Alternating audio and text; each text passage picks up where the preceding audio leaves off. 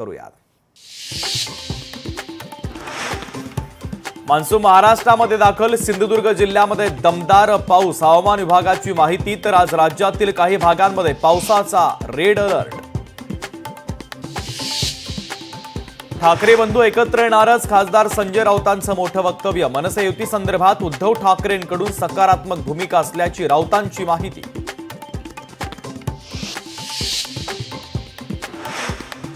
जोपर्यंत हिंदू समाज स्वतः मजबूत होत नाही तोपर्यंत जगात कोणीही त्यांची काळजी करणार नाही, राष्ट्रीय स्वयंसेवक संघाचे सरसंघचालक मोहन भागवतांचं वक्तव्य। वैष्णवी अगवणे प्रकरणानंतर राज्यात आणखीन एक हुंडा प्रकरण समोर। तर पिंपरी चिंचवड आणि अमरावतीमध्ये विवाहित महिलांची आत्महत्या। तर छत्रपती संभाजीनगरमध्ये एका विवाहितेला हुंड्यासाठी पेट्रोल टाकून जाळण्याचा प्रयत्न। केंद्रीय गृहमंत्री अमित शहांचा 3 दिवसांचा महाराष्ट्राचा दौरा। सोमवार आणि मंगळवार नागपूर, नांदेड, मुंबईत विविध कार्यक्रमांना हजेरी लावणार।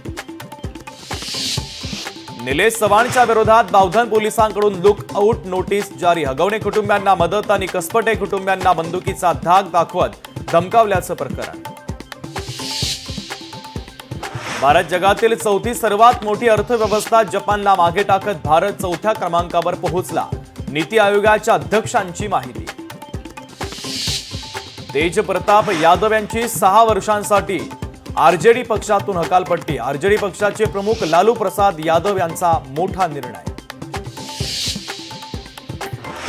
सिंधू जल कराराच्या संदर्भात संयुक्त राष्ट्र सुरक्षा परिषदेमध्ये भारताची भूमिका पुन्हा स्पष्ट। सिंधू जल करार स्थगितच राहणार, भारतानं केला भूमिकेचा पुनरुच्चार। सोन्याच्या किमतीत आज पुन्हा वाढ। प्रति 100 ग्रॅम किमतीमध्ये 5,000 रुपयांची वाढ। सोनं पुन्हा लाखाच्या वर जाणार। 2 दिवसात राज्यात कोरोनाचे 93 नवे रुग्ण। महाराष्ट्रासह देशभरात कोरोना बाधित रुग्णांच्या संख्येत वाढ। राज्यात 1966 सक्रिय रुग्णांवर उपचार सुरू।